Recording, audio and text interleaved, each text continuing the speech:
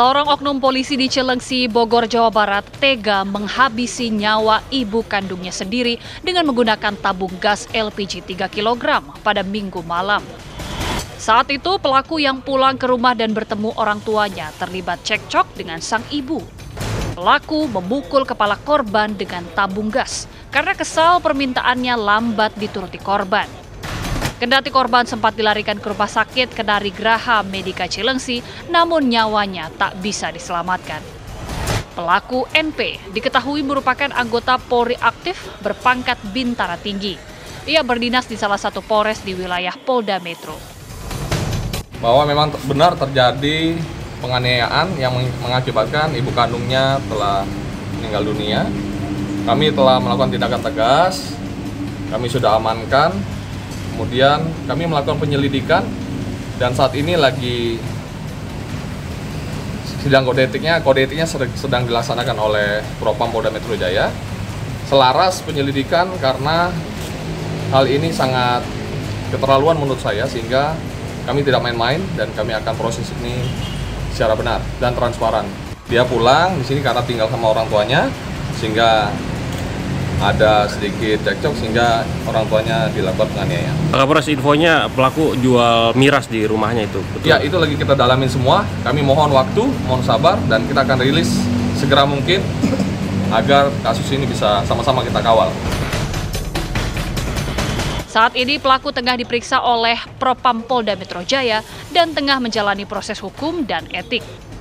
Lantas apa sebenarnya yang menjadi pemicu dan motif hingga pelaku tega menganiaya ibu kandungnya sendiri dan bagaimana hasil penyelidikan yang dilakukan kepolisian?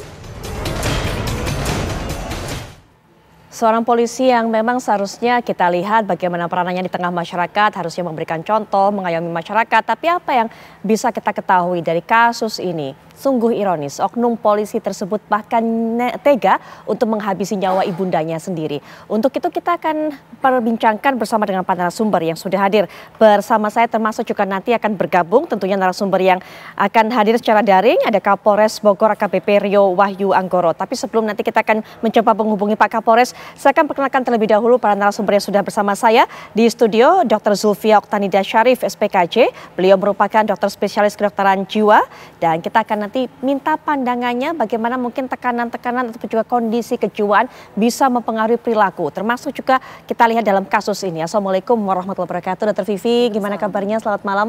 Alhamdulillah sehat, terima Baik. kasih Mbak Putri. Iya, selain Dr. Vivi juga akan memberikan pandangannya mengenai kasus ini Irjen Pol Purnawirawan Arianto Sutadi selaku penasehat ahli Kapolri. Assalamualaikum warahmatullahi wabarakatuh. Selamat malam.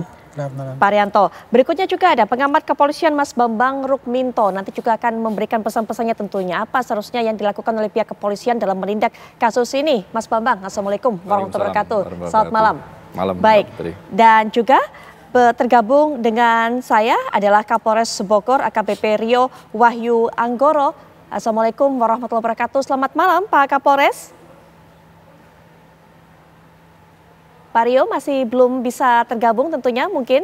Baik, kita coba akan menghubungi tapi saya akan minta pandangan terlebih dahulu dari Pak Arianto tadi sebagai yang juga mungkin melihat bagaimana polisi hingga saat ini ada beberapa kasus yang terjadi yang salah satu yang baru saja kita akan bahas ini. Ini sangat memalukan, sangat ironis di tengah institusi Polri mencoba mendapatkan trust dari masyarakat tapi ini terjadi Pak Arianto.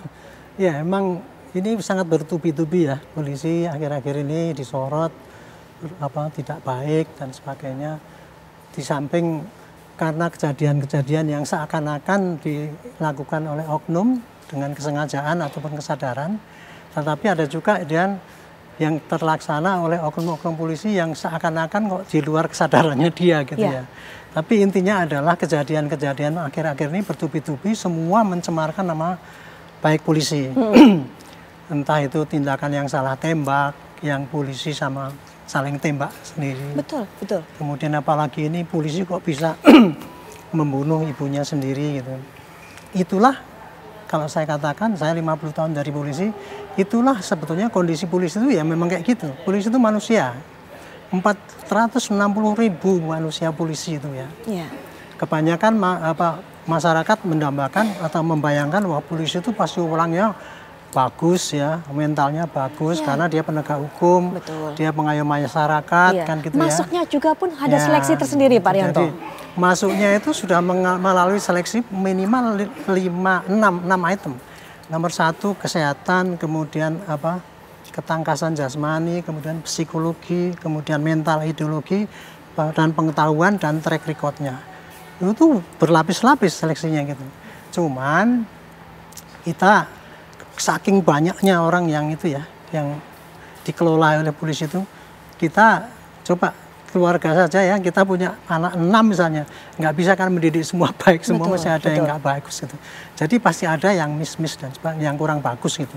Nah inilah kondisi seperti inilah. Jadi polisi sekarang ini sebagian memang ada yang bagus dan ingin bertugas dengan baik, tapi masih banyak juga oknum-oknum yang di lapangan sana itu yang tindakannya justru mencoreng nama polisi. Itulah kondisinya gitu. Makanya tuh dengan kejadian seperti ini, kalau saya sih ya, polisi tidak cukup banyak. Wah, akan kami tindak transparan dan sebagainya. Itu mestinya tidak cukup. Karena mestinya polisi melakukan evaluasi.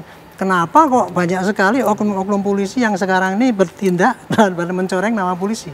Nah, dia mesti akan mengadakan introspeksi, kenapa sebabnya gitu. Sebelumnya dari kasus-kasus yang ada belum pernah melakukan introspeksi, evaluasi, atau mungkin juga sudah ada data apa penyebab utamanya sebenarnya? Banyak sekali ya. Kalau yang berkaitan dengan masalah personil ya, oknum itu, kebanyakan sorotannya adalah kemudian kepada bagaimana dulu rekrutmennya gitu kan, kemudian bagaimana pemeliharaannya ketika bertugas, yang ketiga bagaimana pengawasannya kan gitu kan, kebanyakan anunya kepada itu gitu. Tetapi sayangnya ya itulah, karena polisi yang sangat besar, tapi metode pengawasannya mungkin juga kurang efektif, sehingga hasilnya ya sampai sekarang masih saja terjadi yang kurang-kurang baik itu.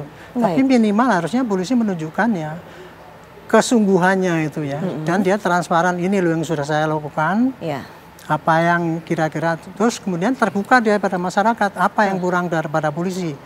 Nah, kritik itu harus dibuka, dan kalau ada polisi yang masyarakat yang menuduh begini pada polisi harus bisa menjelaskan ini loh yang terjadi seperti ini gitu. Seperti contoh saja itu kasus di Semarang itu misalnya ya. Salah tembak itu kan. Orangnya namanya juga salah tembak. Saya yang bikin peraturan mengenai bagaimana menggunakan senjata api itu kalau cuma mau membuarkan tawuran pakai nembak sekali itu apapun alasannya sudah keliru lah menurut saya. Tapi kenapa mesti ditutup-tutupi bahwa itu membubarkan dalam rangka membubarkan tawuran? Karena kalau walaupun dia membubarkan tawuran pun nggak akan mungkin, karena apa?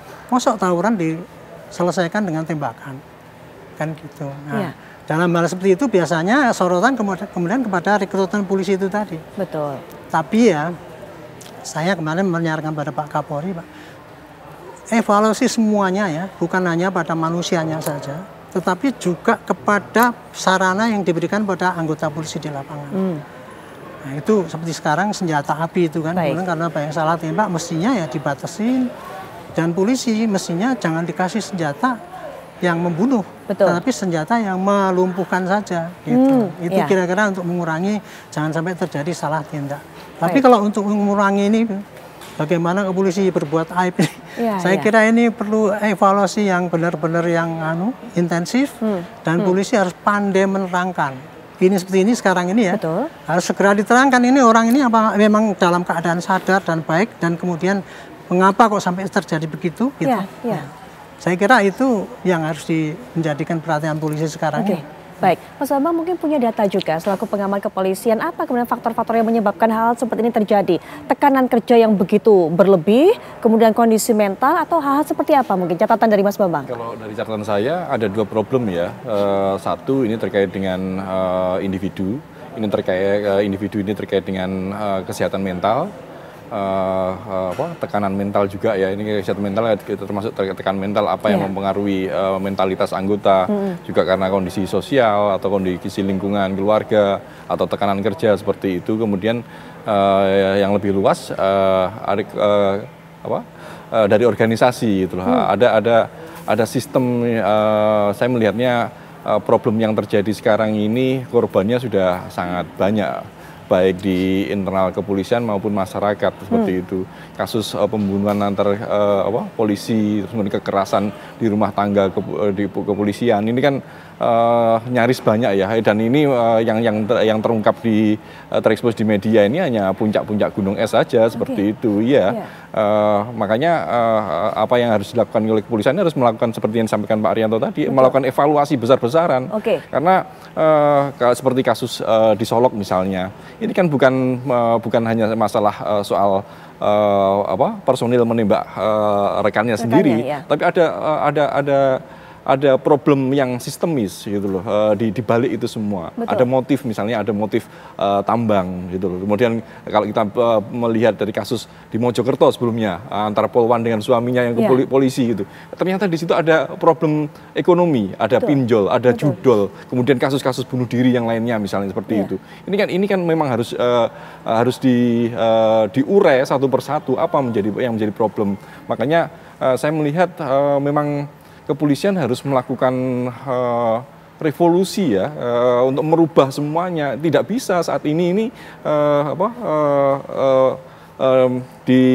sekedar menyelesaikan secara prosedural saja, tapi harus benar-benar sistemik gitu loh. Karena kalau tidak, akar masalah terkait dengan judol yang tidak terselesaikan, tambang ilegal yang tidak terselesaikan, kalau kemudian terkait yang di Cilengsi barusan, mungkin terkait dengan peredaran miras, isunya kan seperti itu.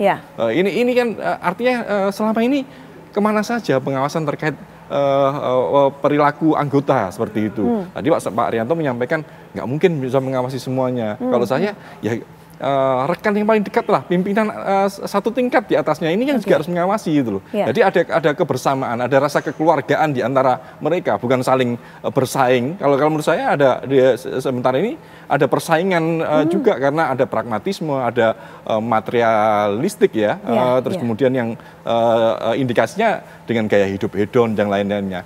Sama-sama membawa senjata, kasus-kasus di militer tidak sebesar di kepolisian saat ini gitu loh, yang minimal yang terekspos lah seperti itu, bahwa di dalamnya seperti apa kita nggak tahu kan, tapi minimal yang diungkap di media tidak sebesar di kepolisian, padahal sama-sama membawa senjata. Kalau ngomong arogansi, ya sama-sama bisa menjadi arogan karena sama-sama membawa senjata tersebut. Kepolisian menjadi kawan-kawan di kepolisian ini menjadi arogan seperti itu. Baik. Nanti yang disampaikan Mas Bambang mungkin bisa diberikan pandangan oleh Pak Arianto sambil kita akan menunggu tersambung dengan Kapolres untuk bisa menjelaskan apa motifnya, apa alasannya, bagaimana perilaku oknum polisi tersebut di lapangan saat bekerja ataupun juga berinteraksi dengan sesama rekan. Dr. Vivi juga bisa jelaskan bagaimana pengaruh tekanan di situasi ataupun juga kondisi di tengah-tengah pekerjaan ini bisa mempengaruhi kesehatan mental seseorang. Sesaat lagi kita akan bahas di Apa Kabar Indonesia Malam.